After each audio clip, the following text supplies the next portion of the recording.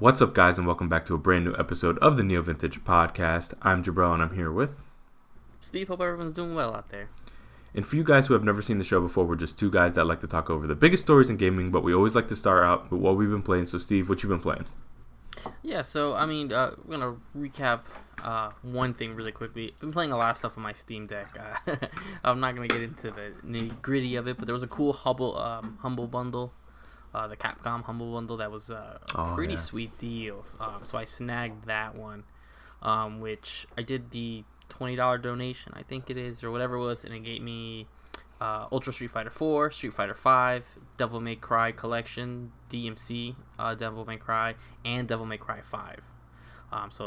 And Monster Hunter World. So 7 solid games for that's crazy. $20 with some coupon and stuff. So I didn't install them all, but I did run through the 2 Street Fighter games to see how that was rolling. I was obviously in a Street Fighter mood. We'll get to that later. But it was cool. I haven't played Street Fighter 4 in a while, so it was cool to see that. I always forgot just how solid and slow Street Fighter 4 is. Yeah. But I really love that, like, almost, I guess, cell shaded look to it. That hard marker outline and stuff was really cool. So runs really well on Steam Deck. I don't think it's not verified or anything, so I was a little nervous, but it runs perfectly fine. I'm a little weary on it just because, like, these games are so demanding on, like, slamming the sticks and stuff that I get a little nervous about doing that. I might switch just to straight D-pad or maybe hook up a controller, Bluetooth, I'm nervous. And I know we can get parts now for the Steam Deck, but it's still one of those things where I'm like, ugh, I don't want to go crazy hard on it. Jumped into Street Fighter 5 as well. It's the base Street Fighter 5, which, it is updated all the way, but just all my characters I don't have. They give you a coupon for it if you were to do that Humble Bundle. I just haven't done it because I have Street Fighter 5 on PS4 on PS5. And that one runs really well too. So anyone who's in that mood to kind of relive some Street Fighter while we wait for the next entry, the Steam Deck's a solid way to do it.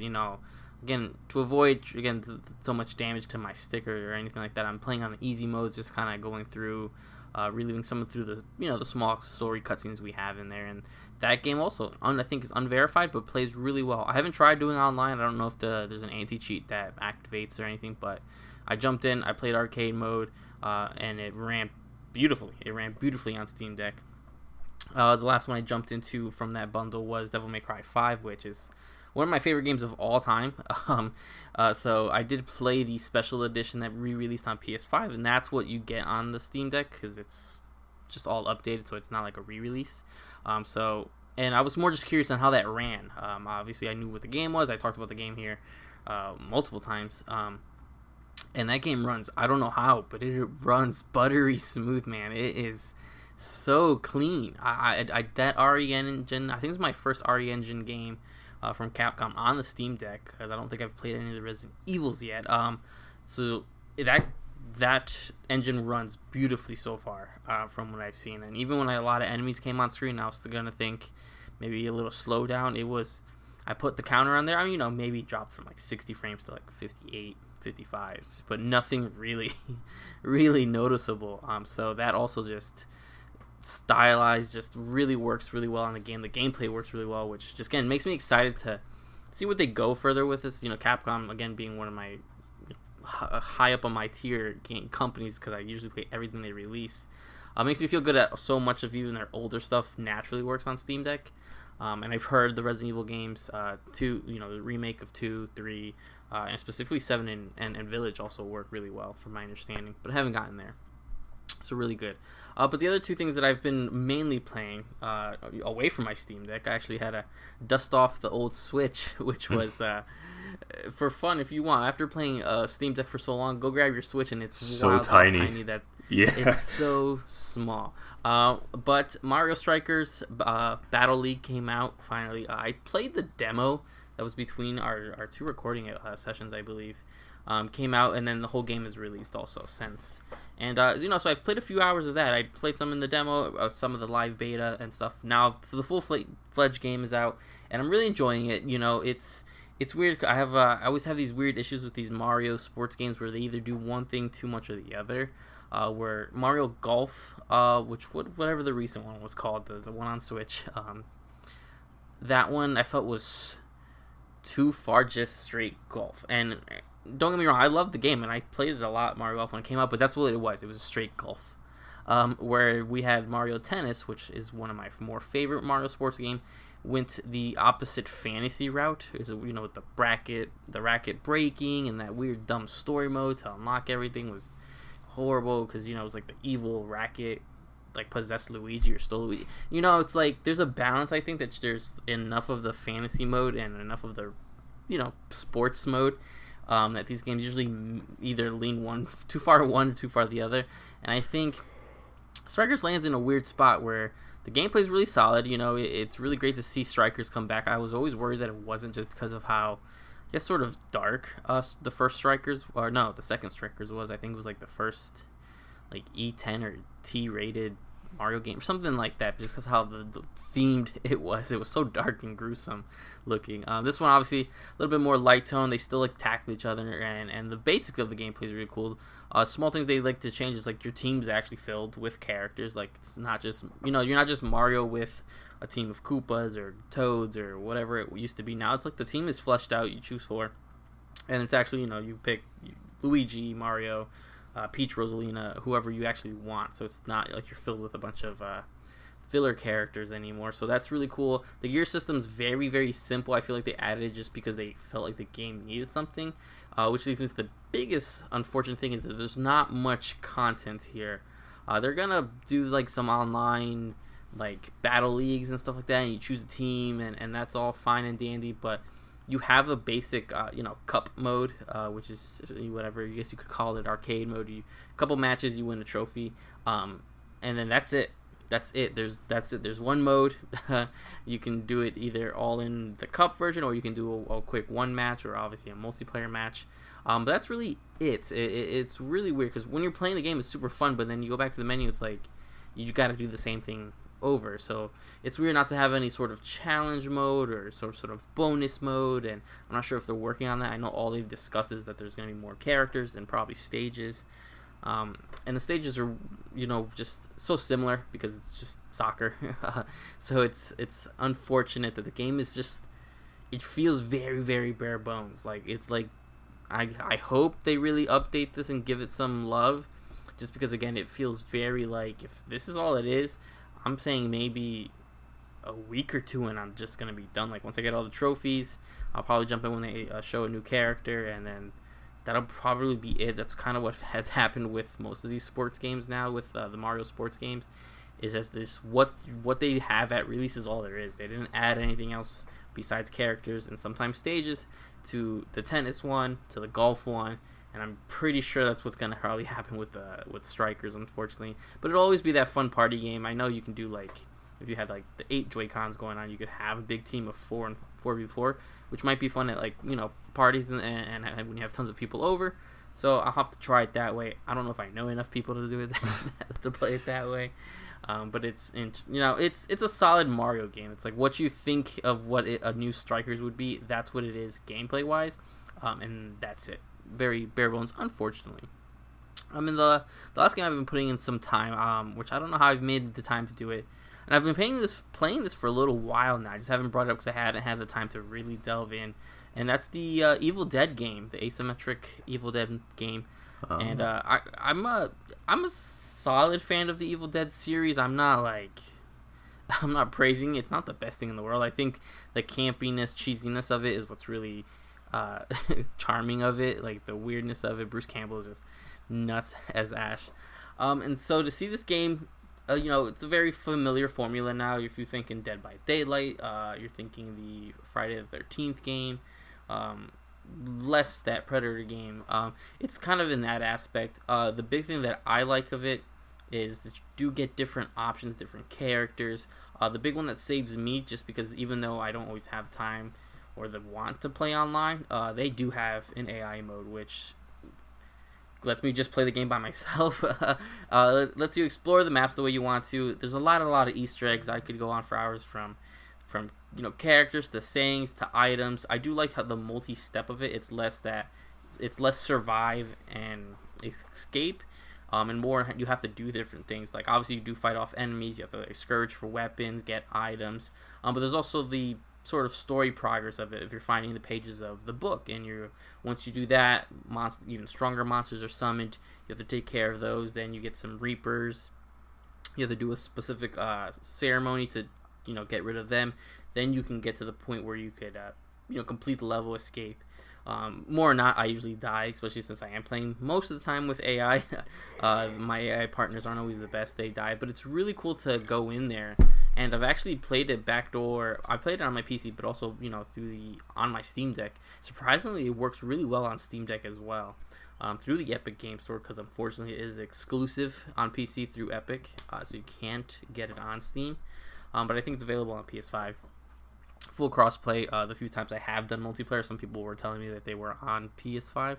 The game's really cool though. It's really, again, it's one of those things where it's like, it's cool now, but once I start getting different costumes and unlock a lot of the weapons and the bonuses, you sort of figure the rigmarole of each stage, and how to sort of cheese the bad guys, or the bad guys find a way to cheese you.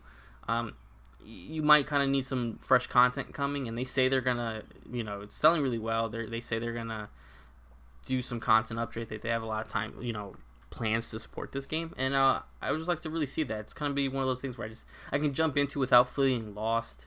I can jump into it without feeling like I've missed out on seasons worth of content so far. So that's all I've really been playing. Just a little weird amount now. I'm just before I took a big leap into some of these bigger games on my backlog.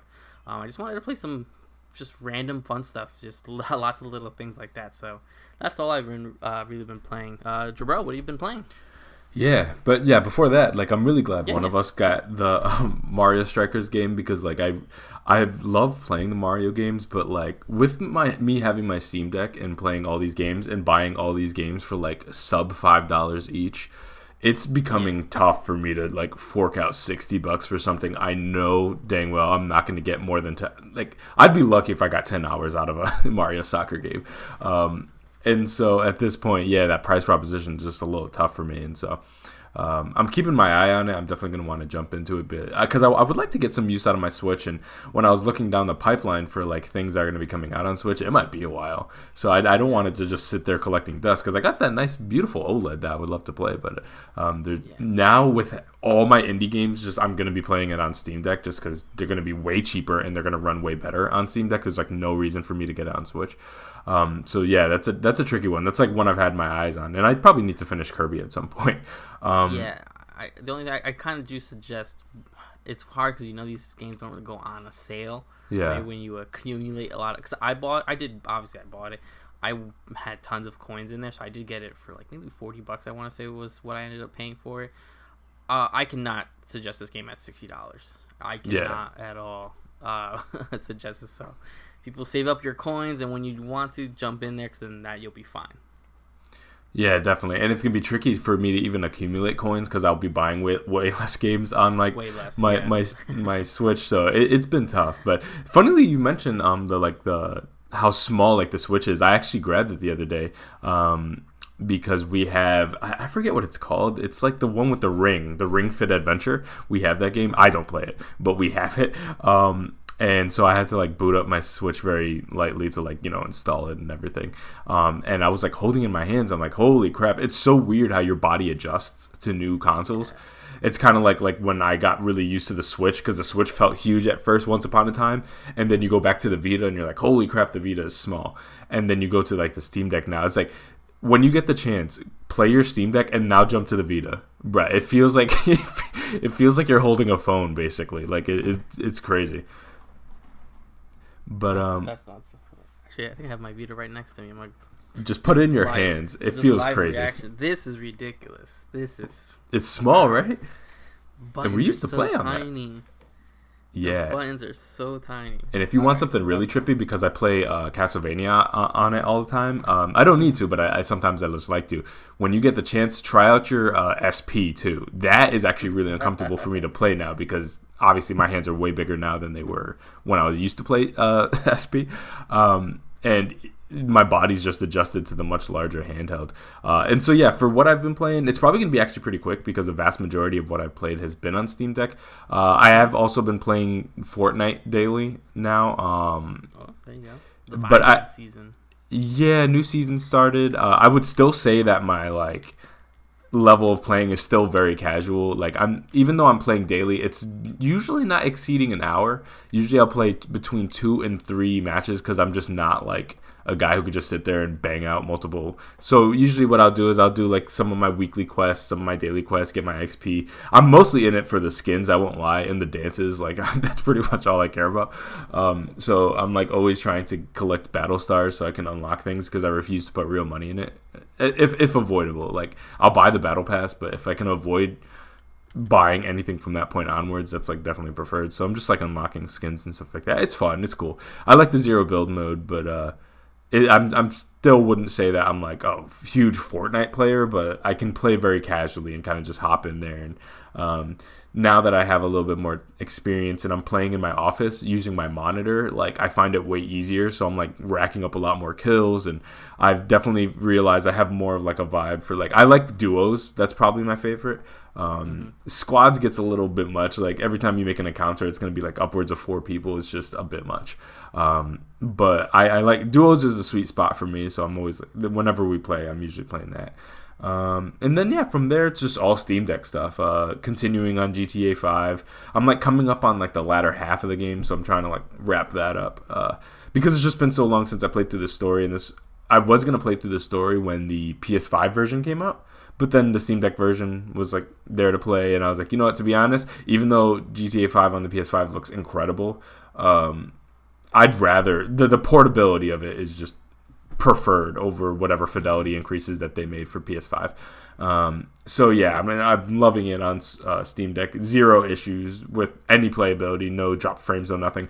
And I've even hit some areas where I totally thought it was going to make it hiccup a bit because I have textures maxed out. Now, I turned off some of the other effects that they have, like ambient occlusion and stuff like that, and some of the particle effects, low-res shadows and reflections. That's how you get it to run really well. Just get rid of the shadows, get rid of the reflections, and then maybe turn off stuff like ambient occlusion and some certain atmospheric effects. You can actually crank up the textures all the way, and it effectively looks like the version of GTA that came out before the newest one, basically. So like the PS4 version. It looks just like it.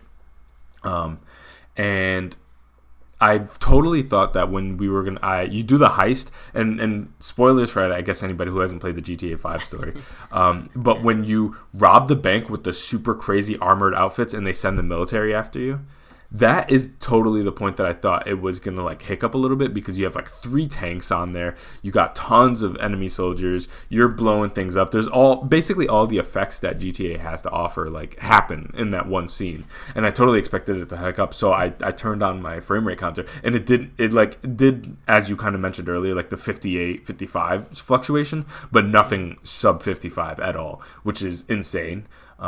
So yeah, GTA 5's great. I've been playing Euro Truck Simulator. There's a demo out for it, and I've always wanted to play those games, but they're not on Xbox, which I always thought was weird because it has like literally all the rest of the simulator games, like Lawn Simulator and Train Simulator. So I've always wanted to play Euro Truck Simulator because it's a simple thing, like you're making deliveries, but it has the thing I've always wanted to do, which is drive. I just wanted to drive and like throw on a podcast and just BS around. And so yeah, you could chill on the highway, and some of these missions go upwards of like 35 to 40 minutes, which is like awesome to me. So like I kind of just like drive around, and it's pretty fun. I like it. I got Mass Effect, the Legendary Collection, not the original versions.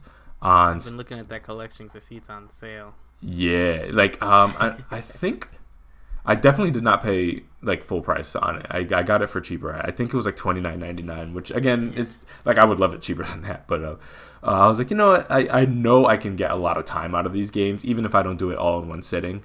Over time, I'll definitely bank through these games again, because I played through this trilogy at this point. I don't know, like 3-4 times, but I'm more than happy to go through it again. And so right now I'm still on Mass Effect 1, and I'm just really trying to play it as comprehensively as possible. So I'm doing all the missions that popped up. And Mass Effect 1 is probably the one that I usually try to blaze through the most. And so at this point, because of how many times I've played it, I could probably bang through Mass Effect 1 around 10 hours. And so that's about half the speed at which they kind of want you to, if you just really just bang through the critical missions. and don't have the difficulty maxed out, like, you should be fine. But I was like, I really actually want to play all these extra missions. I'm totally finding missions I've never played before, or maybe I haven't played since like it originally came out. So it's really, really awesome to go through. I don't know how Mass Effect 2 and 3 run, but I would imagine it would be great. So 1 is fine so far, and there isn't major technical differences between Mass Effect 1 and the other two, so we should be fine there. I've also booted up Vanguard Princess. It's an old anime fighter that it was actually the first Steam Deck. It's not Steam Deck. The first Steam game I've ever bought, and I've had it since I think 2014 or something like that. Because it's always been a PC exclusive, and it's basically an anime 2D fighter that's akin to like some of the stuff you'd see from like Arc System Works. It's a beautiful pixel art, and this is one of the first games I'm actually having trouble like running properly on Steam Deck. I'm still working on it. Like I feel like I can tweak some settings around. Like the controls are all weird and like the menus are a little wonky, but I'm like working on it. So that funnily enough this is the game that I feel like is actually stumping my Steam Deck a little bit, but I think it just needs to be configured a little bit more. But that game I played a couple minutes to try to get it right, and then all the rest of the time I've pretty much been playing Vampire Survivors. Like that game is sick. I love it. It's so simple, but it's like I love it. And it you know what the feeling it reminds me of playing that game? It reminds me of, you remember the PSP minis? Mm-hmm. Where they were like good versions of like simple phone games basically on a console. Yeah. And that's what this kind of reminds me of. It's such a simple gameplay loop, but with so many opportunities to unlock things. And it's structured the way I want it to be structured, which is let me play the game, let me earn whatever types of currency, and let me buy things. I don't want to put in extra money. I don't want to grind 20 hours to do something. Just like make it a clear one piece of currency that I can buy things with. And that's what I love about it. It's a simple, it's very classically designed, besides the obvious homages to like Castlevania and stuff like that. The way they've structured it is very 2007, 2008, where like it's just fair with the way that so they designed it. So you know what I mean? Like it's just it's just the perfect loop of what I'm looking for. It looks good, it's fun, it's simple, and I just gotten to the point, well, not just gotten to the point, but I've started getting the other maps now, and been expanding past there, and I'm trying to save for some new characters, and I'm still trying to figure out exactly what character I like using. Surprisingly enough, the intro like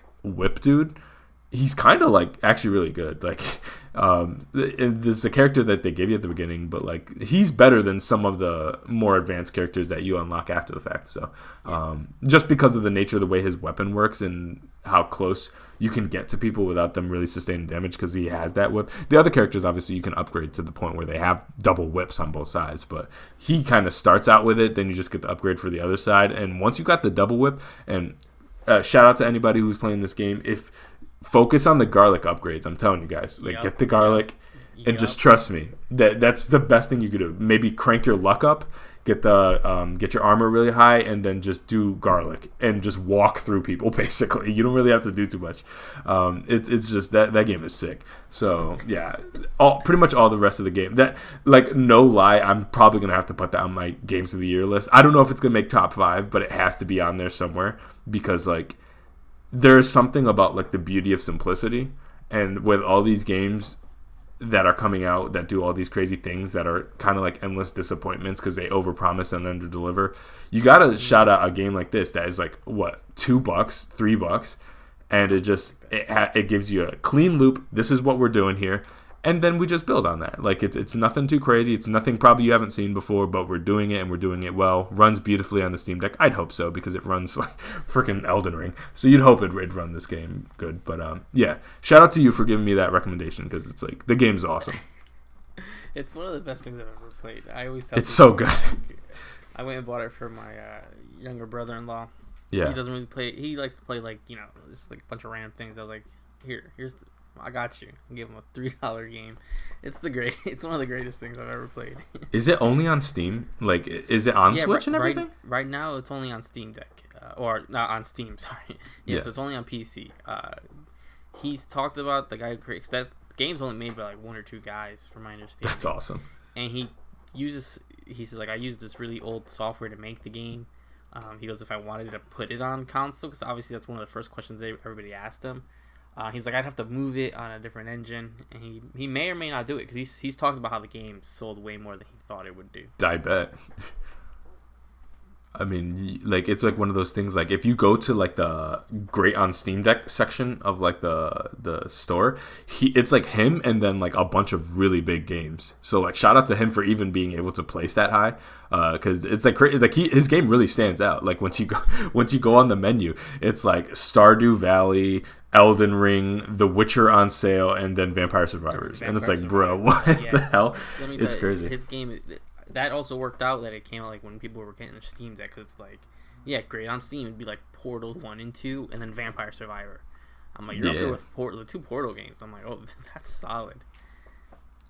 Yeah, so for anybody who's like really into those kind of almost like classic arcadey games, and especially if you like Castlevania and you're into the lore and the universe like I am, and you love these games that are kind of inspired, because there's a lot of games that are inspired by Castlevania. I see them all the time. This is definitely one I think that is worth playing, because it's a take on Castlevania that is not the most literal like I am. It's like not a brutal platformer or anything like that. It's just, it takes a lot of inspiration from the enemy design and the characters that you use and the items that you accumulate. So yeah, super shout out there, really good. Super excited. I'm really glad you like it. Yeah, it's sick. It's better than pretty much everything else I'm playing right now. Like, I'm not lying. That's dope. Yeah, so yeah, we got, we're hitting to the point where that dry spell might be over. Well, hopefully with all these announcements, we may get some bigger games soon. But until then, let's roll right into the stories. The first one's up for me, obviously. Of course. So yeah, Sonic Central 2022 happened this year. They had a small little thing. It was somewhat part of the Summer's Game Fest. Not really. That's kind of the discussion we've been having a while. But we had this, I believe, last year where they talked about, this big Sonic information dump, and then we had the same sort of thing here in 2022. I wish they gave us some more heads up. I think they let us know like the day before, but it is what it is. So Sega's second ever annual celebration of Sonic Central, took place recently, and we have some important announcements. The first they hit us up with is a Sonic Frontiers prologue animation. So I guess, and this is something they've done for constantly, a couple games where they have either a comic book tie-in prequel or a small animated short for the games. I think Sonic Forces did. I want to say it was a comic, but I remember the Sonic Manias had those small shorts that were leading up to the game. So it's really cool to see that trend continuing, especially that Sonic Frontiers is in this weird spot where they're showing old builds, but then people are playing newer builds, and so there's like a weird mixed communication going on there. But hopefully we sort of ramp up to the launch of Frontiers when it's ready, and small animation is always a good idea. We got another look at Sonic Prime, the Netflix show, and they showed off Shadow, which is so kind of surprising, but at the same time makes a lot of sense. Every time I see the little clips of this show, I'm sort of get excited, just because it's such a contrast to what we've last seen, actually the last 2 times. If you think what we've seen in Sonic X, which was its own world, and then you saw what we had in Sonic Boom, which was its own world, you see Sonic Prime and you see like that checkered background, you see the Green Hill Zone look like Green Hill Zone, so it looks more like the actual game. So I'm wondering where that balance will be. It's going to be its own thing, so I'm excited to check that out when it arrives. Whenever it is. It does seem like it's taking a little long. We got another Sonic Origins trailer, which showed off a couple more features. Some of these animated clips that they're adding. They go through some of the different things you can do with the original games, which I think this is such a creative way to do a re-release of the original games, where it's like, it's the base games, but you can like move Knuckles into any of the other games, and so many, or you can sort of tie them all together. I think this is really cool. I know that I believe it's this month, Sonic Origins. I can't wait to get this. Obviously, it's going to be a Steam Deck game for me, where I'm going to get it, hopefully. I'm really excited for that. I know you are, too, because I know it's been a little while since you've played these classic ones. And definitely. With a fresh coat of paint and just these small features, it's going to make it really cool.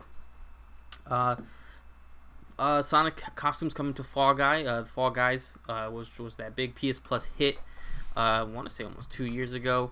Going free to play, or may already be free to play on consoles with crossplay. We're getting some Sonic costumes in there. I have not played that game since it released. I I just thought there was weird balancing issues very early on, and just never really snuck up on me to play it again.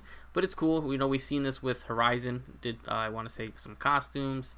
Sonic's doing costumes. I want to say there's been a bunch of game tie-ins, so that's really cool. We saw this, I think, last year where they were putting Sonic in, I think, 2 Point Hospital.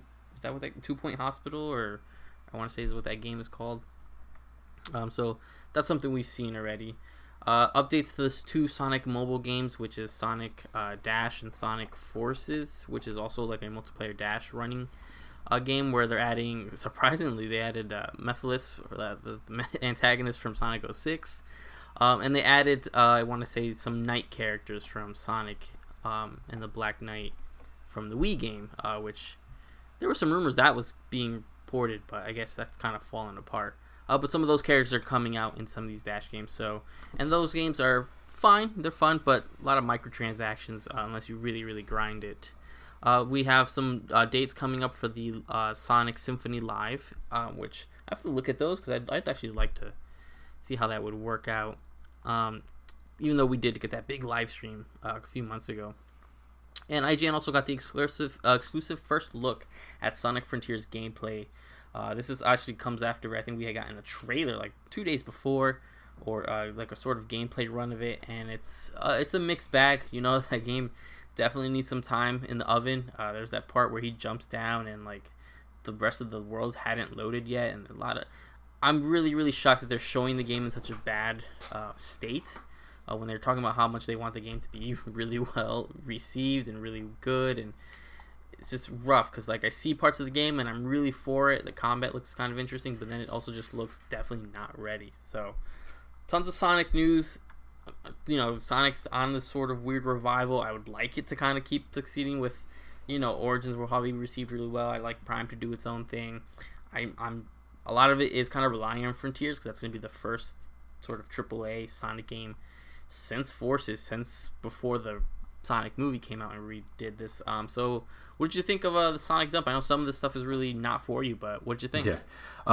So I have a lot of thoughts about Frontiers, but before that, the show was cool. It obviously is very much suited for the Sonic fans. It's not necessarily for anybody kind of like as a casual observer. They don't have much for you there.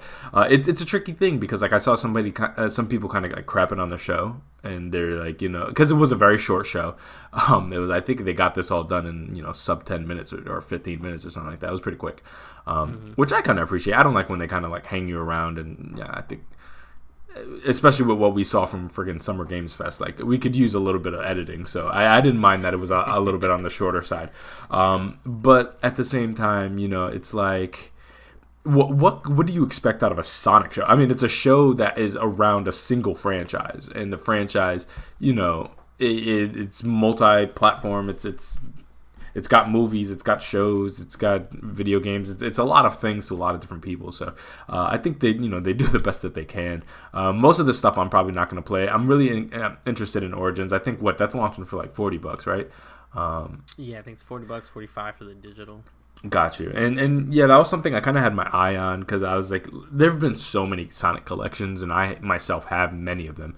And so I was like, do I really need another one? But I saw that they added some cool quality of life improvements. It's going to look good. It's going to run really good. And obviously, if you have a Steam Deck and you want to play the original Sonic trilogy, there are many ways you can go about doing that. And so, like, collection, it could be a tough sell, but based on what I saw, I like what I see. I could appreciate them putting in some work. So it justified the cost for me personally. But I could totally see why somebody is like, I don't really need these games again for like a 15th time. But everything else was kind of fine. I'm not into Fall Guys. Some of the animation stuff, I've seen it a number of times. Like, if I get the chance, I'll probably watch it. But same thing with Prime. Like, I'll probably give it a shot. I want to see what they're doing with it. For me, I tend to get super into Sonic when they go like crazy into the world building through the animated stuff, and when they keep it a little bit more casual, that's when you kind of lose me a little bit. So I'm curious to see what their plans are for Prime and what kind of Sonic are we getting here. And obviously, they didn't show too much with the shadow thing. That happened really quickly. I actually kind of laughed at me after I saw that, just how fast that trailer was. I was like, okay, well, I don't know what you expect me to do with that. Like, it literally, you get Shadow spinning, and then he stops spinning, and then it ends. And I'm like, oh, okay, well. Yep. Yes, that is Shadow. Correct. I don't think it's like that crazy of a revelation that he's going to be in a Sonic show. It's not one of those characters that I think has been dormant since 2003. So that was an interesting choice. But then, yeah, we got to the Frontiers gameplay, which I think was like the big thing that a lot of people were talking about.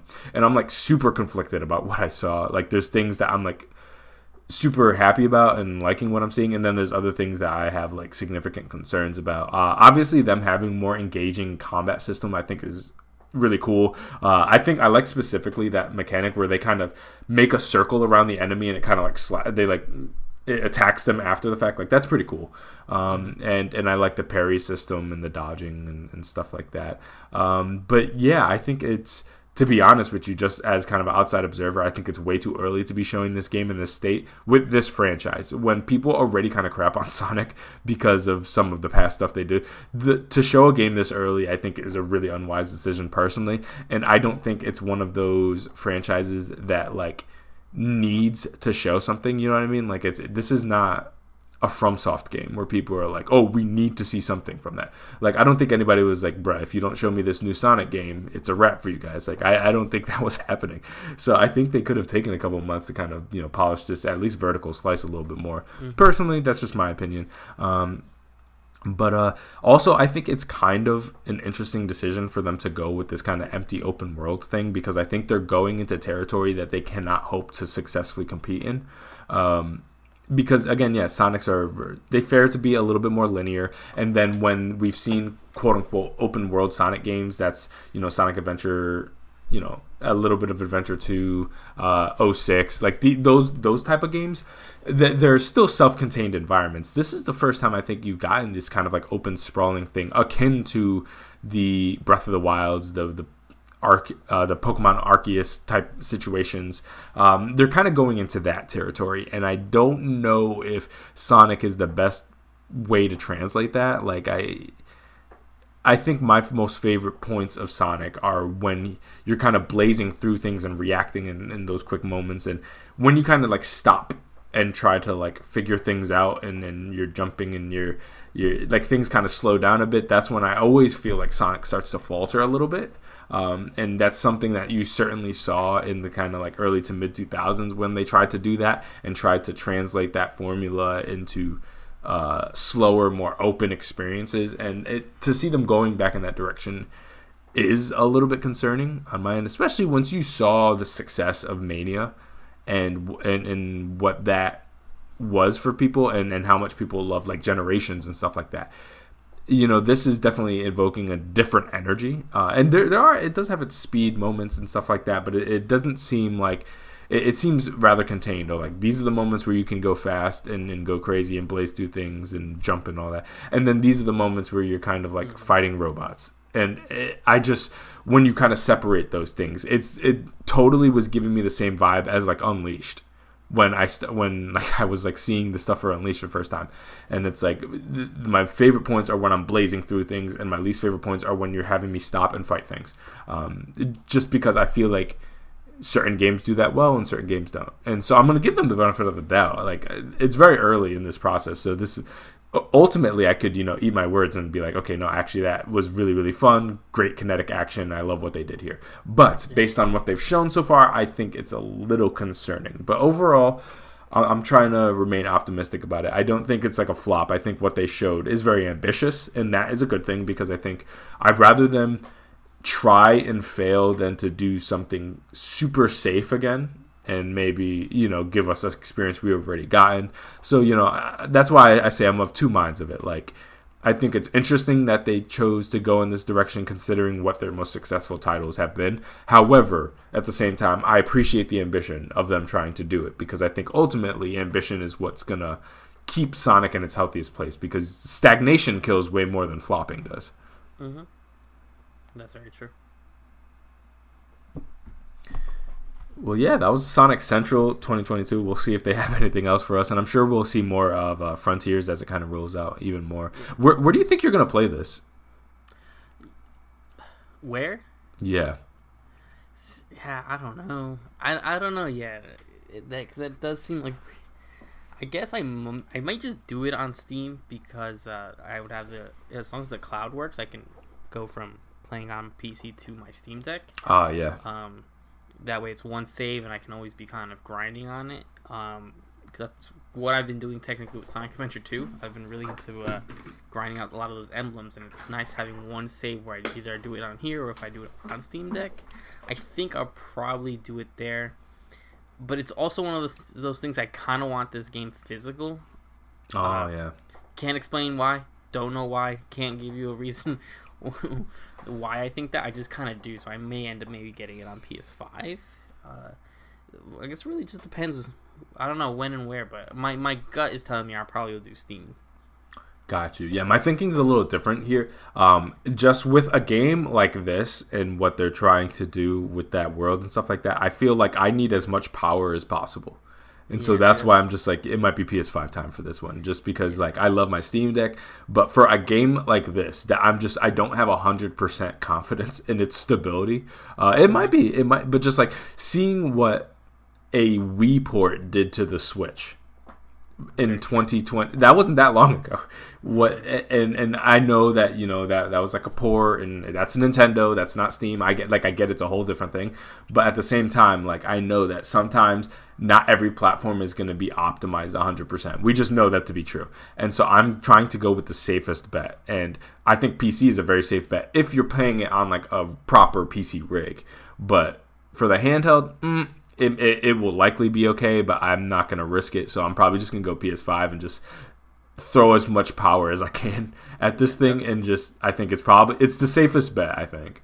Yeah, no, I feel that too. That's also been one of my deciding factors where it's like, will this game, not that the Steam Deck can't handle it, I just think the game will not be as optimized as it needs to be. Because it's just weird. Sonic and PC in general, weird. I don't even think Frontiers has a page on here. I'm gonna do this again. Another live reaction. We'll see right now. Yeah. Oh no, it does have a page. It does have on Steam. It does. It does have a page on Steam. So it will be releasing on Steam at some point. Yeah. But see, this is what worries me. Like, none of the requirements are out. And that's what I want to know. The processor, sound card. It's all just TBC. So we'll see. Yeah. We'll see what happens. And that's like the tricky thing. It's not just a Sonic thing. It's like, for the first time, now I get to choose whether I play something handheld or not. Because ultimately, when it came to like Switch, you were kind of dependent on what came to Switch or what came to Vita or what came to 3DS. Now it's like, okay, do you want to play it handheld or not? Like, for real. So like with stuff like Saints Row in August, I'm like, I don't know. Like, I don't know. Like, part of me was like, yeah, I want to play it handheld. But it's like, also, like, when it comes to franchises you really love, well, don't you want to play it in its highest fidelity possible? That's also a thing. So it's a little bit of a tricky thing where it's like, if you're talking going backwards, like, oh, I want to play an older Assassin's Creed game or whatever, handheld, no doubt, 100% of the time. If it runs on Steam Deck, I'm playing it on Steam Deck. However, with those brand new experiences, that's what is super conflicting for me, where I like, only time will tell what I do for like brand new day one games. Like, yeah, if it launches on Steam and PlayStation and Xbox all at the same time, like, what do I choose? You would imagine maybe Steam, but at the same time, I have a PS5 that runs things beautifully. Like, wouldn't I want to take advantage of that? So it's like a tricky situation that it's not just a Sonic issue. I'm like, in real time trying to figure out what my game plan is. I think we haven't gotten, since we've gotten our Steam Deck, I guess, like a full-fledged release, not to my knowledge. So I guess I've had that sort of discussion with my own self, like, man, when it's time, when, I don't know, it's pick or choose. Like, we're about to get into some of these new games they've really, talked about, and it's like, some of these games I'm like, I gotta play that on console.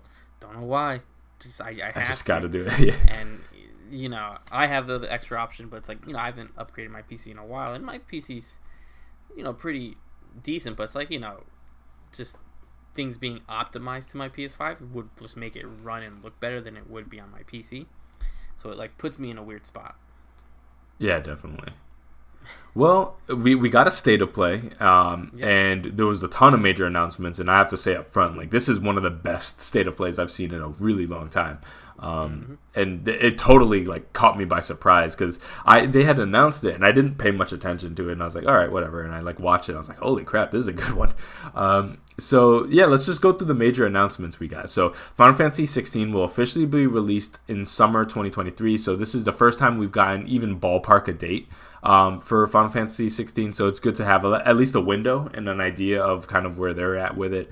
For anybody this is their first rodeo, it's possible that this gets delayed. We're still seeing COVID-related delays, and also Final Fantasies in general. We've seen them bunted for long periods of time before. So don't be surprised if that slips into fall or something like that.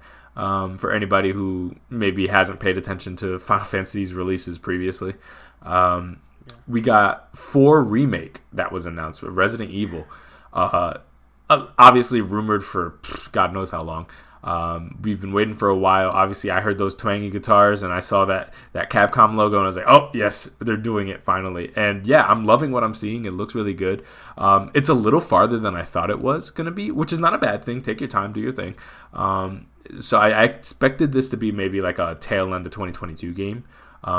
Because with the other ones, they didn't have crazy long lead times, but this one looks like they're definitely trying to get it right, which is awesome.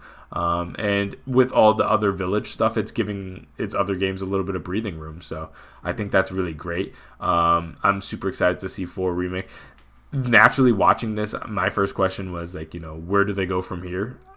This is the last of the very obvious remakes they're able to make. From this point onwards, you're getting really close into just games that were not released that long. Like, do we need a 5 remake? Not really.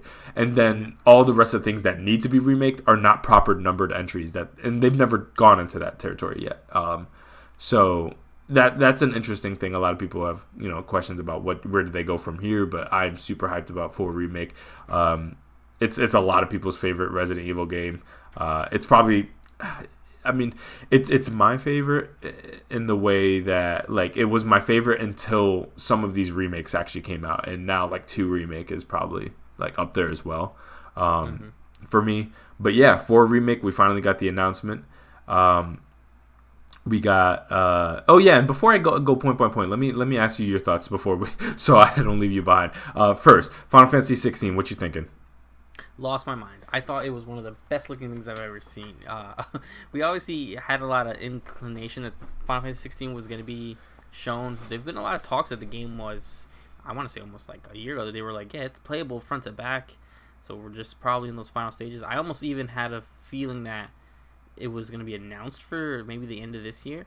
Summer 2023, I think that's good. I even think they may be able to hit it just for the fact that this is the team and the director from Final Fantasy 14. Oh, yeah. You're right. So, which is why they had that splash screen. They have that really awkward name, which I always forget.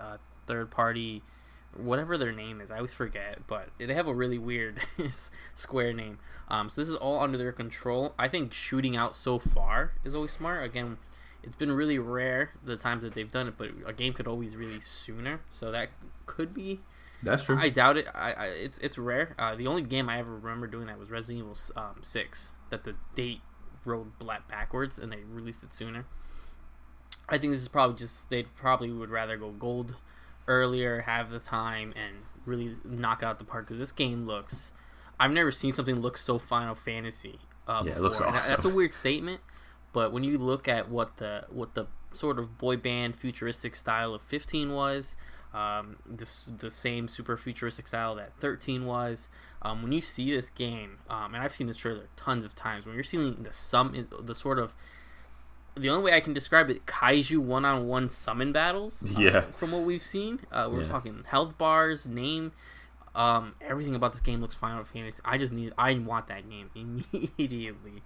That's one of those things that it's just, for sure, it's a day one, that's a take a day off of work type deal right there, because the game looks fantastic. So I'm really excited for that. Everything about that game looks good. To have that sort of old fantasy knight style armor and things like that again is really exciting. Resident Evil 4. Before you move on, Resident Evil 4 also. So I'm really excited for. I was slightly nervous because when you hear the soundtrack sort of playing, you see Capcom.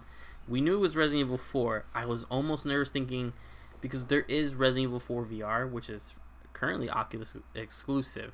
Oh yeah. We know that's sort of being fused in with Resident Evil 4 Remake now for PlayStation users at least, because that's what we saw. I had that same issue. I was getting excited because I was like, oh, but this could just be the VR coming over. But then we saw the way, which is really funny, the way they market these remakes with the red R and the red E, and I was like, oh no, this is Resident Evil 4 Remake. The full-fledged, you see all the characters. It's weird seeing it updated because I'm so used to. I'm not even sure how to call it, the brown filter that's on the original game. You know what I'm talking about? Yeah. And seeing that all change and this new atmosphere looks really well. Everyone, I'm also in that boat. Like, where do they go from here? I actually think before they start taking on maybe these spin-offs like Veronica and all these things, I actually think they go back and do 1 again. Because 1 has been remade. Resident Evil Origins Collection, I think, did it, but I want the original game in this new style, because then moving forward you can distinctly play all of them. You can play 1, 2, 3, 4, and then 5, 6. 5 and 6, I guess you can play if you want. But that's what my hope would be, is that they actually go backwards again. Just do the first one, or combine that Origins bundle, remake it, package it up together. I think would be cool, just because then you have forever the definitive version to play Resident Evil, the series, especially because there's people who only want to play the number ones. I do have some love for like Code Veronica.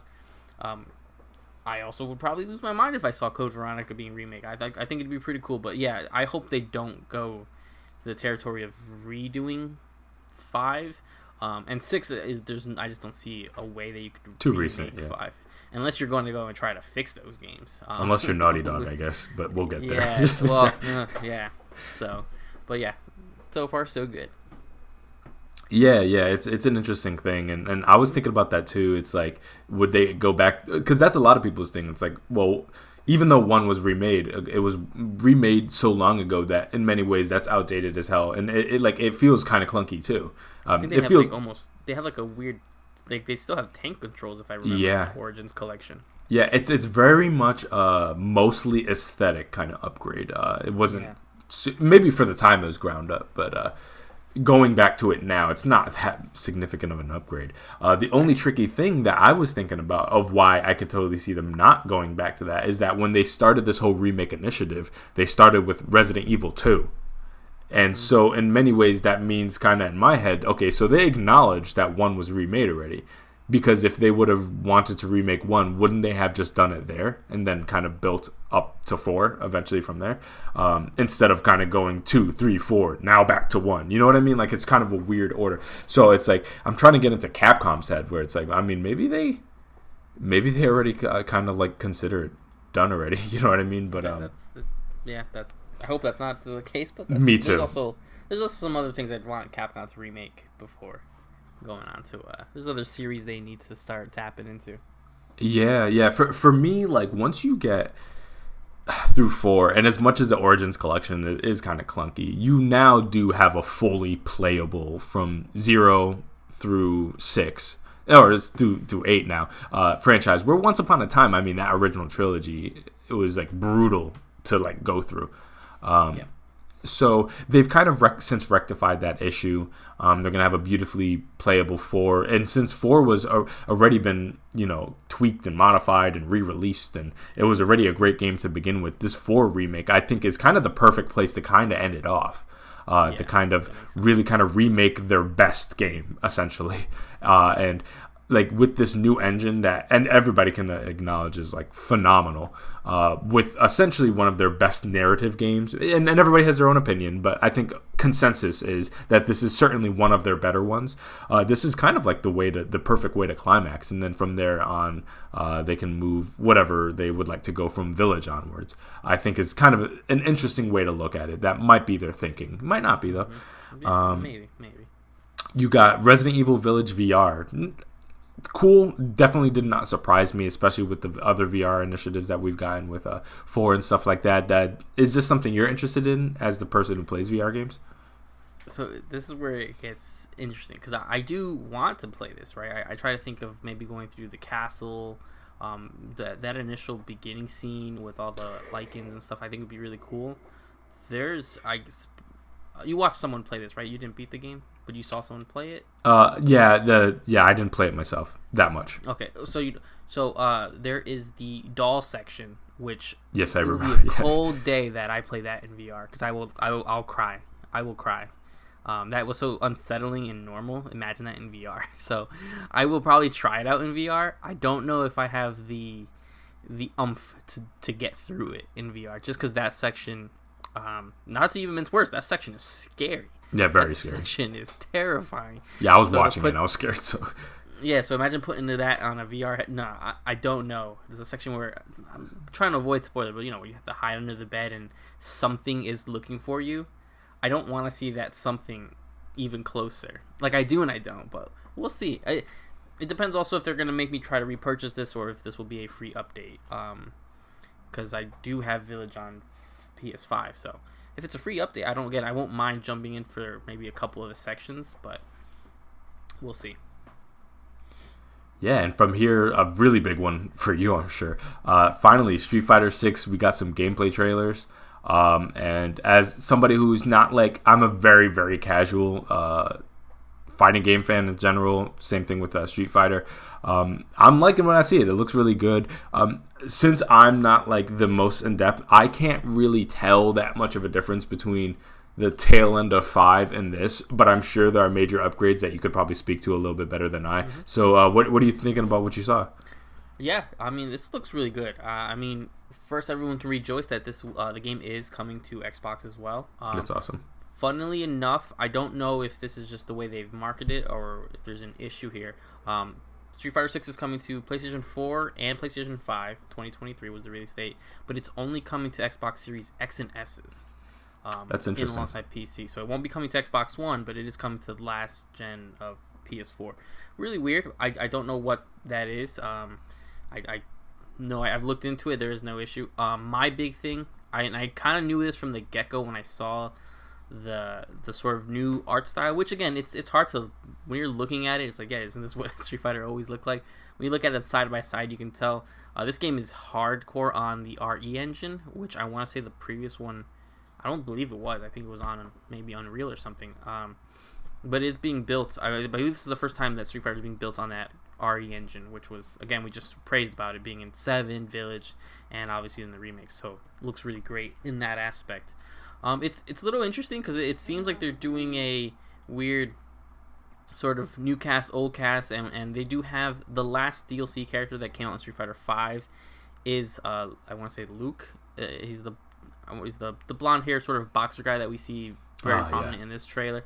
We knew that. They said that Luke was going to be a tie-in to the future of the franchise. So we knew that was going to be it. I almost had a small heart attack when I was seeing the original thing where with the fake cities and stuff. I almost thought it was maybe even Final Fight because of how integrated these characters were. You see Metro City and all these different things. But I think it's really cool. I think it's such a standout way because there was a lot of similarities between the style of 4 and style of 5, where this one has this almost, I don't even know if urban's the way to use, but the sort of graffiti style, sort of in that city, almost watercolor style, when they're zooming in on the hits, less of that ink manga style. So it looks really good. There's a lot of stuff on the back end that's super into the kind of boring side of the fighting game when you're talking about rollback netcode. They do, I believe, from my understanding, is going to have open crossplay, so you'll be able to fight with anyone in there. I can already tell that sort of, I guess, the single player mode where they showed the random guy running around in a hoodie. That feels like it's going to be this tacked on, boring single player nonsense. But I think Chun-Li looks great. I do like that this game, I think, is the timeline of Street Fighter is very weird. I think this is the furthest it goes, because they're talking about how Ryu's almost at his peak. That's why he almost has a different they always have a different outfit. He has his different outfit. Chun-Li's very different in her style. I think they even said Ken is going through it. He's struggling. He's like getting divorced in this game. Really? The furthest it's been, because he's in the previous games we've seen him get married, have kids. I don't know if that's something they're gonna stick with, but Ken apparently is struggling. That's hilarious. Yeah, and the unfortunate happened that somehow they did leak the full starting cast, so that's out there for people who want to see it or don't want to see it. Just be careful if you look up the Street Fighter 6 cast. They do have the concept art, and the only reason we know it's real is because Capcom kind of even confirmed it. They tweeted out saying, we've all seen things. We're sorry that you've seen it. They actually apologized that somebody leaked it, which is weird because the starting cast is not something I'm that worried about. But some of the designs are interesting. Some of them are a little weird, but it's kind of cool. I think you're not huge into spoiler of that, so check them out because there's some of the characters I think you'll like their new design. Yeah, I did. I actually went through and I saw them, and yeah. Personally, I really love the aesthetic of this game. Like it's a big departure from what I've seen previously, but I'm like super into it. No, the way I describe it's like it finally does look like a next step for Street Fighter, where Street Fighters, they struggled when they went to 3D the first time, then they went back to that half step in Street Fighter 4, and then they kind of kept it for Street Fighter 5. This one just looks so much better, and people who didn't really like that sort of cartoony look of the previous two Street Fighters, you have this one, which just is a beautiful game. So excited to see more updates. I thought the game was maybe even coming out sooner, the way that they were so hush about it, but it's still 2023. I don't think they gave us a date, but that's a day one purchase for me. I can't wait. Yeah, I bet. Next one, Horizon Call of the Mountain. This was something that was actually or at least announced already. I think this is our first look at it, though, if I'm not mistaken. For you guys that don't know, this is a Horizon VR game, essentially. Based on what they've shown, it's possible that Aloy may not be a protagonist in this game. So based on what they've shown so far, it's possible that either you're like a nameless protagonist or you're controlling somebody else. So this is the first time I think the Horizon franchise might be branching away from Aloy, which I think is really interesting. And again, that wasn't explicitly said. I'm just going based on what was shown in the trailer. Do you have any thoughts about this? No, yeah, it looks really interesting. I watched an interview where I think they confirmed it or not. Playing as Aloy, I believe the name was Reyes or something like that. You will be playing a male protagonist, from my understanding, which is, anyone who knows Horizon is a distinct departure, as we've always played as Aloy, the female protagonist. So yeah, I believe because you're playing a former, I forgot what they call him, the Shadow Karja. Karja. I believe you're playing someone who was part of that, and then I'm not sure where it comes from, but I think it's really cool. I don't know. I'm half and half on like the invisible arm section of it because you see your hands, but it makes sense in a game that's gonna be so like with the archery and stuff like that the arms aren't doing wacky things. I think having the invisible arms makes a lot of sense in VR, so you can know what you're doing. I can't wait to see some of these creatures. Like there's that part where like I don't know what it's called, but it bursts through with the thing like, and you see all this cabin rip apart, and the person's looking up at it. I think that's gonna be really cool. I think if there's a world that of one of Sony's IPs that I want to be able to see in true first person, I think Horizon is obviously one of the more beautiful ones to do. So definitely gonna check this one out whenever it is that PSVR 2 comes out sometime next year, most likely. Yeah. I mean, I'm not a big VR guy, or I can't really play VR like that. Yeah. So this is probably not something I'm going to be playing, but it's something I'm really happy to see because, again, these are the kind of major first-party contributions we want for VR2. And so I don't know if we know explicitly that this is going to be a launch title, but I would imagine this would be in the launch window at the very least, because this is, I think they're going to be weighing on this really heavy to move those VR2 units, at least in that first year. And I think Horizon Call of the Mountain, we're going to hear more and more about it as it gets a little bit closer. And on the subject of Horizon, we also have Horizon Forbidden West upgrade, new difficulties, new game plus mode. So for pretty much anybody who has kind of played the game already, you're just getting a little bit more free content. I have not beat the game yet, so this is not something I'll be able to really take advantage of, at least quite yet. But at some point, I will be going back to this game. To be honest with you, based on the schedule right now, I should be playing this game right now, to be honest, because nothing super significant is out right now. Mm-hmm. So I should stupidly be playing this right now. But did you have any thoughts about this update? It's cool. There's also I was more excited for this other sort of patch list that they released afterwards, where there's a lot of like the anti-aliasing and jittering and stuff like that they fixed. I've not gone back to the game yet. My plan was to start playing that. I don't know why I have not done it. I just haven't had time to sit in front of the PS5. The Steam Deck just makes things so much more convenient. I do want to go back to it. I think I really need to push it because I think right now is the time where I could do it. I'm not on the road as much, so it'd be nice to be able to do that and not have any issues interrupting me. My plan was to really dive into this game before Elden Ring, and my journey with Elden Ring is pretty much on a pause until I feel like going back to it. I think Horizon is going to be that nice enough game to do it. But for those people who want that harder mode, trophy hunters, they know what they're doing. They put that trophies in the little trailer too, so that's exciting. Yeah, most definitely. Next, we got the Callisto Protocols, December 2022. Release date. This has been announced before. We're just getting the release date now. For you guys who don't know, it's essentially a spiritual successor to Dead Space, basically. Sorry about that. No, you're fine. It seems pretty solid to me. It's probably not going to be my game that I'll be playing just because survival horror is not really my thing. It's not that I don't like those games. It's just a bit much for me. They stress me the hell out when I'm playing, to be honest with you. So I'll probably be skipping the Callisto Protocol, but I'm glad to see a game like this be coming out. What do you think about it? No, yeah, it looks really good. I had a feeling we were going to see this game just because I remember the director, somebody tweeted out not too long ago, they're like, this is no longer sharing a PUBG world or whatever. I don't know how they were going to say this was going to be in that same... Right, because this is the game they said was going to be connected. Not connected, but take place, and that's... Or something weird like that. But, all in all, I mean, this looks like Dead Space when I'm watching it. And for sure. I understand that it's like a sort of spiritual successor. A lot of the previous guys are working on it. I think that's a bold date to hit, December 2nd. I think it's obviously that they want to release this before Dead Space, because I think Dead Space has a February or March 2023 date, which I don't think they're going to hit.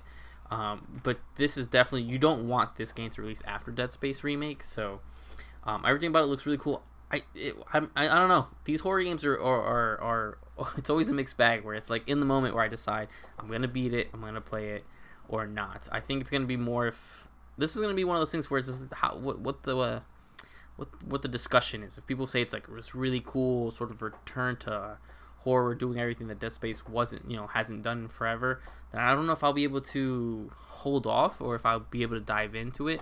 I don't want to get it and not finish it through though, because it seems like it's one of those games. But it's, I don't know, my horror journeys are always random.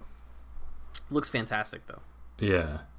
Oh, next one is something I'm actually personally very excited about. We got Stray, and that's releasing on July 19th. That's kind of the cyberpunk cat game that was shown off quite some time ago, and finally it's coming out. This is probably what I'm actually most excited about. It seems like just a lot of fun, and I can't wait to kind of dive into that world.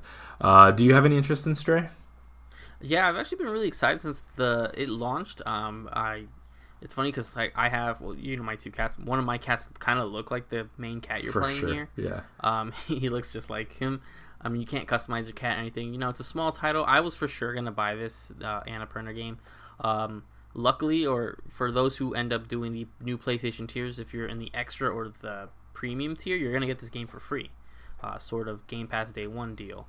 So I know I will be at least testing out that feature.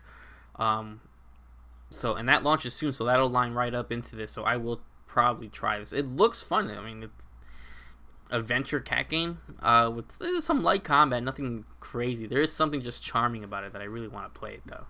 And I was gonna full-fledged buy it. So maybe I think they're teaming up. I don't think it's with limited runs, but they're teaming up with someone, I think, for a physical. So maybe I'll do it that way. Yeah, I didn't know that. Next one, Marvel's Spider-Man Remastered and Spider-Man Miles Morales on PC. This is kind of the latest and an entry of many Sony, former PlayStation exclusives coming over to the PC. This one, the window's not as crazy for Miles Morales. It's not that old. And I'm actually really excited about this because when they say on PC, my head translates on Steam Deck. Yes, so Spider-Man on Steam Deck. And the funny thing is, they were like, Spider-Man Remastered. I'm like, oh, that's awesome. But I kind of want to just play Miles Morales. And they're like, oh, and Miles Morales on PC. I'm like, oh, okay, yeah, no, I'm totally getting it on Steam. No doubt. So, yeah, no, that's definitely something I'm excited to play on my Steam Deck. I know you love these games. What do you think? Yeah, I thought that the Spider-Man and Miles Morales, I thought this little saga we were going through with them on, I thought it was going to stick to PC. PS, like the consoles longer. So I'm excited for more people. But then they came out with the numbers that the series have sold like some odd 30 million. There's no more copies to sell on PlayStation, basically. For sure. So, that's how I read that statement. They're like, listen, this many of you guys have bought in it, rebought it, jumped into Miles. You've rinsed the sponge to the max. So it's obviously time to just get it, because you're gonna watch the sales. You're gonna be insane.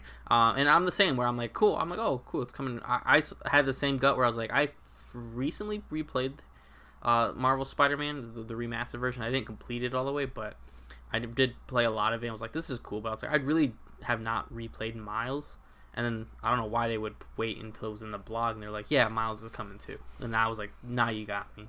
I'm hoping it's natively through Steam, not because this hasn't been an issue yet, but sometimes they exclusively go to Epic Game Stores for a while. But most of Sony's stuff has come to both at the same time. Yeah, hopefully, because from what I've seen, they got Horizon, Days Gone, and Death Stranding. They're all at least on Steam. I don't know if they're also on Epic Game Store, but hopefully that continues that trend, because now that I'm in the PC space, I kind of understand people's frustration with the Epic Game Store stuff. Not that I dislike, because they have a lot of free games on there, so that's pretty cool. But so it's not that I dislike Epic Game Store, but I totally get the frustration with the exclusivity type thing. And so, hopefully it's just everywhere and makes it a little bit easier, especially to kind of integrate with that Steam UI. It just makes it easier. We got No Man's Sky on VR2. Shout out to No Man's Sky. They turned things around quite a bit. And this doesn't actually surprise me. They've been quite a hit on VR as well, as they've kind of rolled out these major expansions. And so them coming to VR2 makes a lot of sense. Any interest in this? No Man's Sky is, as great as it is to see its success story, it's one of those games I can't play. I've tried multiple times. I tried it at launch, and that was terrible. I tried it when they did some re-updates to it and all the new stuff. There's just something about that game I don't like to do. I like the flying part. I don't like all the mineral resourcing surviving section of it, which is the bulk of the game. But that's cool. I heard it's really well done on PSVR. So it moving right into PSVR 2 makes it even more sense. Yeah, and now for the next 5, actually. These are the kind of scale of them kind of decreased a little bit. You get Season, A Letter to the Future. Kind of reminded me of kind of the artsy Game Pass games that you see rolled out. And the moment I saw that, I was like, game looks cool. If I was those developers, I'd get really pissed about my placement in this show, because you basically... You're a tricky position when you have a game that is a much smaller scale kind of indie game, and then you're kind of sandwiched between put right after friggin' Final Fantasy 16 and RE4 remake. You look nuts, and so that's why it's tricky when you take these indie, you want to support the indie devs, but at the same time when you take them out of the indie specific conferences, sometimes they can look nuts. And so this game kind of looks nuts to me in terms of its placement. You got The Walking Dead Saints and Sinners Chapter 2 Retribution, another VR Walking Dead game. Eternights, it's like an anime dating sim game. I don't know. It looked interesting. I don't think I'm going to play that. Rollerdrome, which is basically a kind of action rollerblading game with the art style of Ali Ali World, basically. And then you got Tunic on PS4, PS5. Didn't even realize it was not on PlayStation yet, but apparently it was only on Xbox and PC. Do you have any interest in these 5 games? Seasons looks interesting. It's not really for me. It reminded me a lot that other. I think you played it where you play as a mailman or a mailwoman. Oh, Lake. Lake. I thought it looks like a more maybe action paced of that, but that looks cool for those people. I have not gotten into any of those games yet. Walking Dead Chapter 2. I recently downloaded Saints, or not recently, a couple months ago. I hooked up my PSVR 1 and I played the Saints and Sinners because it was free on PS Plus, and it's actually really well done. I can see why people really liked it because it's not really on rail shooter, but it has like some walking mechanics. But there's a lot of cool stuff of like where you can grab your knife. You actually have to go grab your stuff from your waistband and things like that. So that's really cool. I don't know if I'll get into it again if it's a PS Plus game, maybe one day. But just I'm so past Walking Dead. Eternights is interesting. It's like a dating action game. I saw that like hold R2 to hold hands type deal. Looked like a PS Vita game, to be honest with you. I was like, I'm like, oof, that's a rough one. But shout out for them. I know there's like sometimes the characters and the writing can be really well done, and that'll carry the game.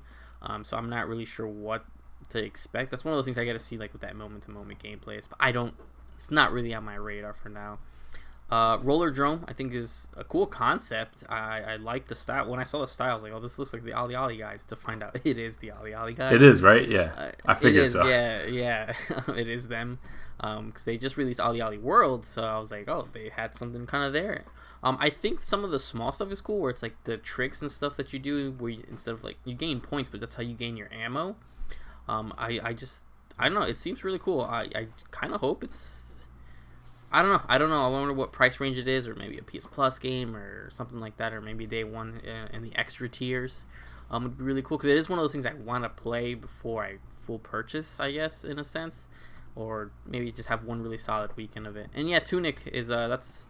I played it on Game Pass. It's not my time right now to play Tunic because it's less Zelda, more almost Dark Soulsy type game. So it's just not the thing I really want to do right now. But it's really good that it's coming to everybody. We knew it was. I forgot it was exclusive to Xbox. I knew it was timed exclusive, but that's good that they're finally just gonna be out everywhere because you always get those sales. Yeah, most definitely. Mm-hmm.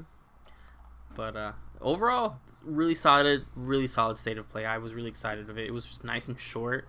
Honestly, it was like I know we talked a lot about it, but I think it was like a 30-minute, just like hit after another, and I think it was really well done. And I hope. The nervous part of me is like now we have a sort of standard for state of plays, and we're gonna probably get like probably some bad ones now. I know we are all kind of hoping for the God of War state of play to come soon, but I think overall I think this is where I want state of plays to be. Have a couple solid ones, have a couple teasers for the future, some releases and ports. We'll see. The only thing they were missing for me is one of those like available now type deals, but can't have it all. You gave me Final Fantasy and Resident Evil 4 Remake, and Street Fighter 6, so I can't and won't complain. But to the next news, which was again, it's something. It's something we've discussed a while ago that was sort of leaked. There was of course that famous interview that Neil Druckmann did an interview for the Uncharted movie, and he wore a hat that said The Last of Us Part 1. So we knew this was coming. So The Last of Us Remake is real. So a brand new version of The Last of Us Part 1, now it's called Part 1, is coming exclusively to PlayStation 5 on September 2nd, with a PC version to follow at some point. It's in development. I don't like using this term, but this is what they keep saying. It's a from-the-ground-up remake of the 2013 PS3 game from Naughty Dog, plus the Left Behind DLC. Which again, this was already re-released, I think, in 2014 on PlayStation 4. So it's real. We kind of knew this was real. We heard the stories about how this was passed on to Bend, and then how it was moved around. And again, like I said, once I saw Neil Druckmann wearing a hat that said The Last of Us Part 1, we knew that they're remarketing the first one. My guess was that it was going to be a package deal with this standalone multiplayer game they're doing, which they very lightly talked about in this reveal. But yeah, I've seen the screenshots, I've seen the side by side. Don't get me wrong, the new one looks really good. It looks up to par now with Last of Us Part 2, which kind of makes sense in the rebranding of it. So it's interesting. So what did you think of this? Yeah, well, obviously, you and I, we both love that game. I love Naughty Dog, and so the player in me, yeah, of course I'd play this. But part of me just kind of critically looking at it and being completely honest is I think this is just a super unnecessary remake, to be honest with you. It's just, this is a game that's less than 10 years old, completely playable, still runs amazingly, still looks great, available on the console itself. You could right now go to that store and find Last of Us to purchase remastered, and if you have PS Plus, it's free, I believe, also part of the PS Plus collection, I think. And so I just don't really understand. I would just rather Naughty Dog allocate their resources to something else personally if I had a say in it, but I mean, I'll more than happily play it. I love the first game, and if you're gonna make a prettier, nicer running version, sure, of course I'll go for that. But yeah, I just didn't think it was the most necessary thing in the world from like a game that's sub 10 years. And if somebody else was gonna do this, like I guess I'm okay with like another team doing it, but to have Naughty Dog putting resources toward this, like I don't think it's completely necessary. But I know they have other things in the fold, so it's not like it's all hands on deck on this thing. But this was a weird one. And funnily enough, I think you and we both heard the rumors about there being a Last of Us 1 remake, and you mentioned it kind of getting bundled. That's exactly what I thought it was. I thought it was going to actually be very similar to the way they rolled out the Spider-Man remastered, where like they had Miles Morales, but if you got a certain version, you could get the Spider-Man remastered. I thought they would maybe tie this to factions or something like that, or if they did like a proper Last of Us Part 2 Deluxe Edition on PS5, like they did with the director's cut for Death Stranding, that if you got like maybe like a director's cut of Last of Us 2 on PS5, you'll get the cleaned up version of Last of Us 1. I didn't expect like a remake of 1 just because like... Was there a demand for that? Like, I don't really think so. I don't think there was that many people playing Last of Us 1 where they're just like, man, I want to play that game, but this thing is just rough on the... Like, no one says that. Like, there are games that come out nowadays that don't run as good or look nearly as nice as, like, Last of Us on PS4 did. So, the fact that they felt the need to remake it, it's a little strange for me. But, yeah, I'll play it. All that to say, yeah, I'm going to play it. But it's just kind of a weird decision for me. Now, are you going to play it day one? Probably not. I'm probably not going to run to it. It's a $70 release.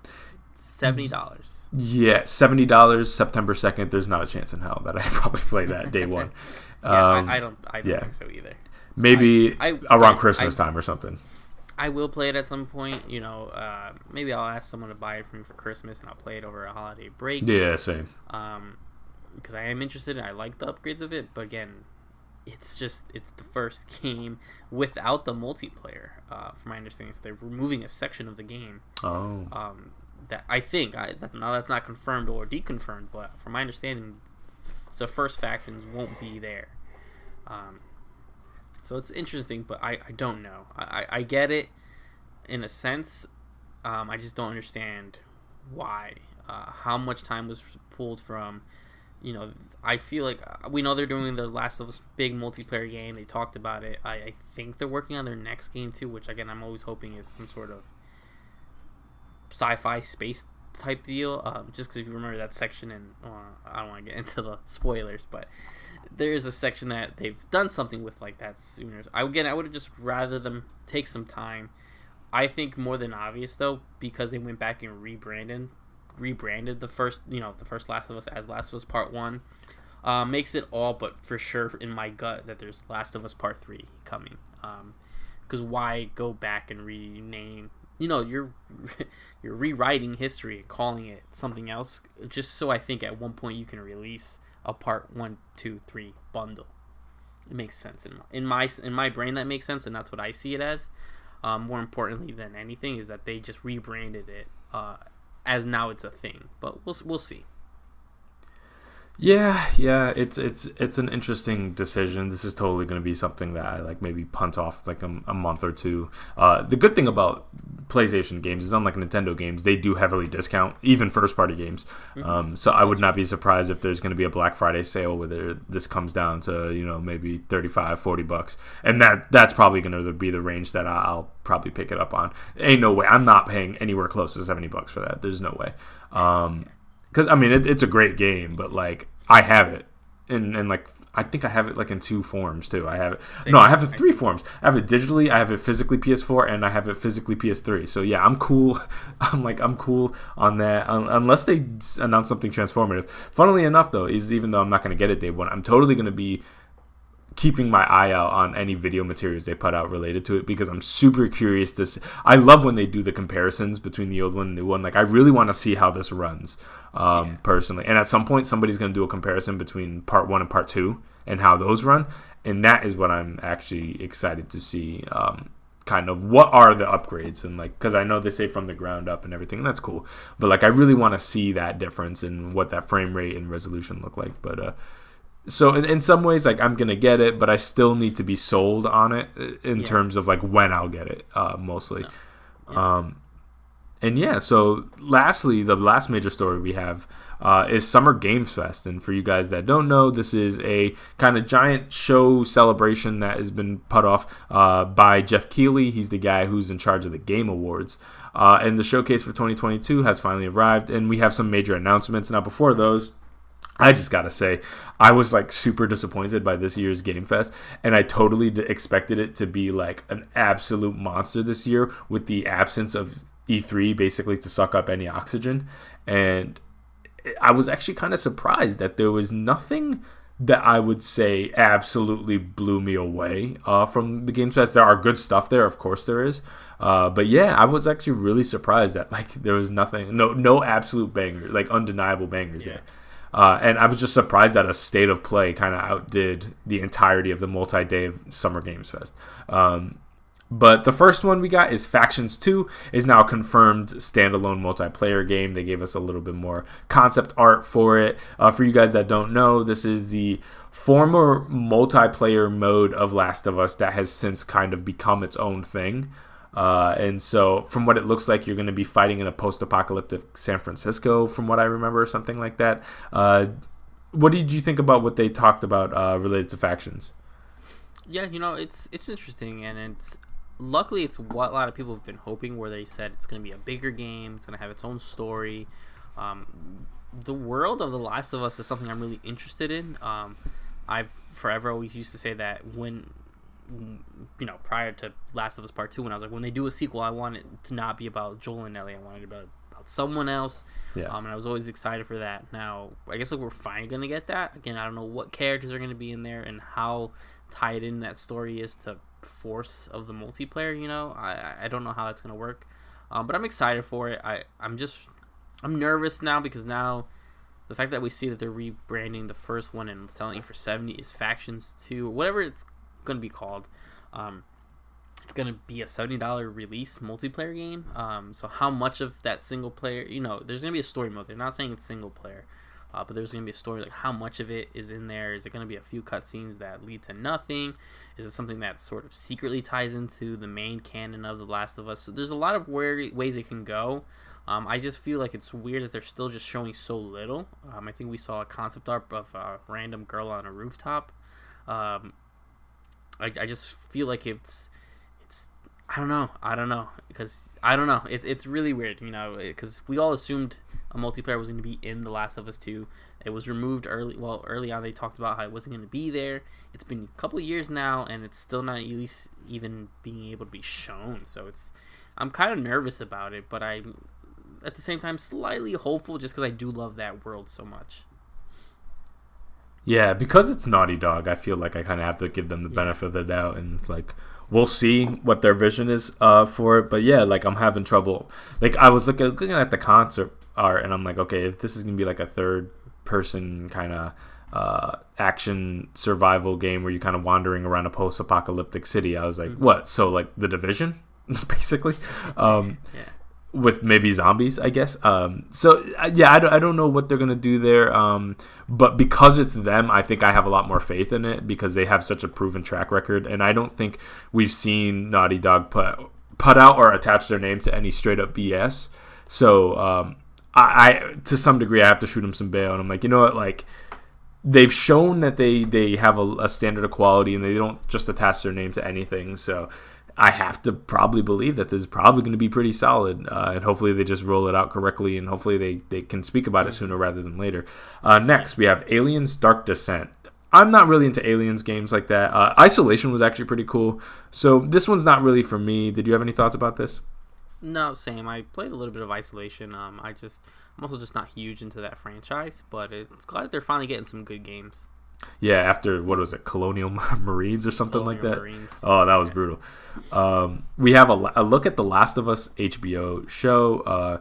Looks good. From what I remember, you get Pedro Pascal, you got Bella Ramsey. She's from Game of Thrones, I believe. And we just kind of got a look at their Joel and Ellie. Everything I've seen related to this show looks pretty solid. It's HBO. HBO has a good track record as well. So I don't really have any reason to be concerned about this. At this point, I'm definitely at the point where it's like, I've never seen a show have this much like behind the scenes images leaked before. Like so part of me almost feels like either they have the worst onset security of all time, or this is part of the rollout strategy and they're pulling a Ubisoft with their fake leaks.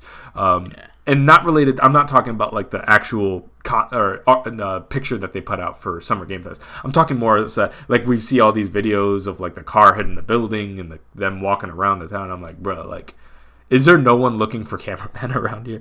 But overall, at this point, I just want to see the show. Like, I don't really need to see any more art or footage or trailers, or I'm cool on that. I just want to see the show when it's ready, whenever that may be, and I'll kind of just judge it then when it's ready. What did you think about what they showed? Yeah, it's the same.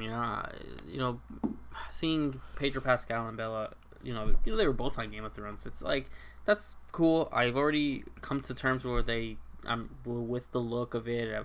I'm tired of seeing the sort of still of them just standing there. Yeah. I think the newest still was them behind a counter or something like that. Yeah, they're crouched down. I don't want to see any more of it. I don't even want to see a trailer. I want to go in as blind as I can. I want to be open to the look. To the look of Pedro Pascal being in Joel's position, I've kind of okayed myself with that already. I just need to see it all in motion. But I think it's time I think they just finished wrapping, so the show will be probably sometime next year. I don't want to see it until, again, maybe a trailer, but until then, it's time to stop talking about the show, and stop having people just tweet out photos of it because it's a little nuts. Yeah, if I didn't know how good those two were already, maybe I'd be a little bit more apprehensive. But the fact that I knew at one point, at least, Neil Druckmann was involved with this. HBO has a good track record. Both of these main actors are Game of Thrones alumni. And they're both incredible actors, and the team seems like they have a real passion for actually doing this story right, as opposed to some other video game adaptations that have come out where like the director hasn't even really played the games or anything like that. So I'm glad to see that they're at least trying to do this right. And from they also announced something, I think, where oh my god, how am I forgetting their names? The two main voice actors, Troy Baker and Johnson, are, I guess they say they have a role in it. It's probably a small cameo. Well, that's the thing. I think they said it was more than a cameo, and maybe that's so weird though, because like the show's done wrapping. I'm like, and no one saw. You're telling me nobody saw Troy Baker on set and a photo of him? It's like, who's Troy gonna play though? Like, that is like more than a cameo. I wonder. From the first game, like, I don't know, his brother. I don't know, but that'd be cool. That'd be kind of. Well, I would. I'm a big Troy Baker fan. I love the guy. So it'd be kind of interesting to see him in a live action role, because just he is more of the voice behind people. I don't think I've ever seen him act before. I don't think I've ever seen him live act. Yeah. No. But yeah, I have faith in his ability to do it because I mean, you want to talk about difficult mocap with just your voice coming across and having to act out those scenes in person. I mean, it's just as engaging. So I know for a fact he can do it. Same thing with Ashley Johnson. Next, we have Call of Duty Modern Warfare 2 gameplay. This is a game that they announced not super long ago. I mean, it was kind of obvious just by the rollout schedule of what teams are working on what.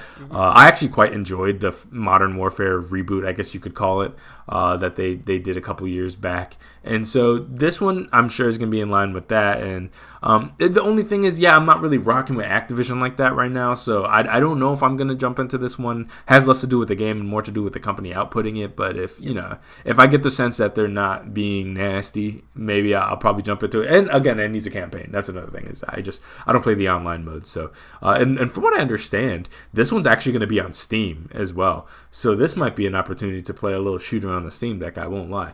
But what did you think about what they showed? It's just Call of Duty. Yeah, it's Call of Duty. Again, I was also a big fan of the Modern Warfare reboot. Actually, you're the one who sold it, I believe. I don't know. You sold me on it, actually. You showed it off to me, and I thought this was kind of cool, And I remember getting it, played through the campaign. I got it on a sale for I remember $30. Played through the campaign, and I thought it was really cool. Yeah. Of how much of a reboot it actually is. They changed characters, ethnicities, and stuff like that. So this is obviously in that line. I'm sort of in the same position where I'm like, I don't really want to buy Activision games. I know it's that's its whole deal. Microsoft's buying them out, and it's this whole thing. I guess it really just depends on the time and place of when this is all happening. This is the first time it comes back to Steam in a long time. I want to say Black Ops 3 was the last time we got a Call of Duty on PC. Yeah. So that'd be kind of interesting to play. But the same thing, there is no zombie mode, so it will literally just be campaign for me. Also, I hope the anti-cheat doesn't make it not playable. Oh, that's true. Or at least let us download just the campaign part, which they usually do. Usually it's those big blocks, and they let you download that. And this will obviously be tied in more into Warzone 2, which they've talked about some. So it's one of those things where it looks like Call of Duty does. I do want to kind of continue that storyline that we started. And hopefully it's more connected to that than anything. But it's one of those wait and see things. It is more Call of Duty in a sense. For sure. We got Layers of Fear by Bloober Team. For you guys that don't know, I believe Bloober Team were the ones that were rumored to be working on Silent Hill, and also they have that attachment via the Medium, I believe. Yep. And so they're doing the new Layers of Fear game. I dabbled with the first Layers of Fear. Not really my thing. Bloober Team, they're cool. They're not really a favorite of mine personally, so this is definitely one I'm going to be skipping. Did you have any interest in this? No, I played the first Layers of Fear because it was free on something. I don't remember what exactly. Yeah. Then I played Layers of Fear 2 as well, just to dabble in. And me and Bloober Team just don't. There's something about the way they make their games that doesn't really click. I was super confused because this is Layers of Fears, the third game, even though because the first was called Layers of Fear. I think that's stupid naming. I don't know why did they just call it Layers of Fear 3.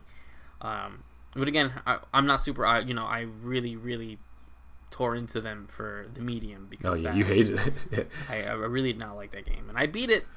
Everybody, but so I'm not really into that style. I just think their style game is not for me. It's nothing against them. I just think their style of game is not for me, and the first 2 Layers of Fear didn't win me over, so I doubt the third one will. We got Marvel's Midnight Suns trailer. Personally, I've actually been kind of avoiding reading or watching too much about this game. I'm kind of just allowing it to. I'm probably just gonna get it when I get it. I'm actually kind of excited about this, even though I don't know too much about it. Did you have any interest in this? Yeah, I'm actually really excited for this game. Just because I am. It's weird because tactical games is a weird miss for me usually. But there are random ones I like. I am huge into the XCOM game, which is from these guys. So it is kind of interesting. I've been completely avoiding it because I know it's less. I know it's less XCOM and more sort of a card-based sort of style, and things like that. I think the game was delayed. Do we have a date for this game? Not that I saw. So I am interested, and I'm hoping it's on, because graphically it doesn't look like the most demanding type deal. So this is one of those things where it's like, yeah, I want this. I'd like to play this on Steam Deck. Why not? But hopefully it is. I don't know. I don't know for sure. But it is one of those things where I'm like just low key really interested. Again, I've been avoiding a lot, so I didn't know some of these characters were announced or were not announced. Unfortunately, they did show off that Spider-Man and Venom are going to be in the game. I wish they kept that more of a secret. Yeah. But that's really cool to see. A lot of these characters I just like the style also. It looks really dope. To see them in different suits, different enemies. So I'm excited to play this game whenever it releases. Yeah, love the character design on that. Yeah. Next one, Saints Row Boss Factory. Basically, I wouldn't call it a full demo, but it's basically a demo of their character creation tool. I haven't dabbled around with it, despite me being a huge Saints Row fan, just because I don't feel like I need to dabble around a character creation thing. I will just play the game when it comes out. It's not super far off, so I'm kind of just hands off with Saints Row until it's ready to come out. This is not really for me, but I know a lot of people are playing around with it, having a good time with it. Did you get the chance to play around with this? Not yet. I did download it because this is not, they've done this I think since Saints Row 3, where you could download the character creator basically, create your character, and then on day one it'll upload. And I usually do that to not have to create my character on day one. I can just that's fair. Game. So I will do that. I think I downloaded this on PS5, and I just don't know where I'm going to get Saints Row. That's always been a PlayStation game for me. That's probably where I will continue to get it, because that's where I own. I think I own Saints Row 1 and 2 on Xbox 360, and then I have the rest through PlayStation. So I'll probably just continue with that process. But I will test it out just to see what my character looks like, just to see some of those features, because it is something they usually do really well. And it's usually pretty extensive. They have some of the best creative characters in a long time. Yeah, I'm really excited about it. And I was mostly I didn't download it, but I did keep my eye out to see like, okay, is it as extensive as I need it to be or comprehensive? Because like, yeah, in the previous games they have one of the best character creators ever. They do so much tattoos that you can just stack on top of each other. So no, it's awesome. I'm really excited to jump into that. We got Cuphead, the delicious last course. I'm a big Cuphead fan, even though I cannot beat it for the life of me. I'm not even close to being good enough to be able to beat it. But do you have any interest in this? I don't know if I'll get.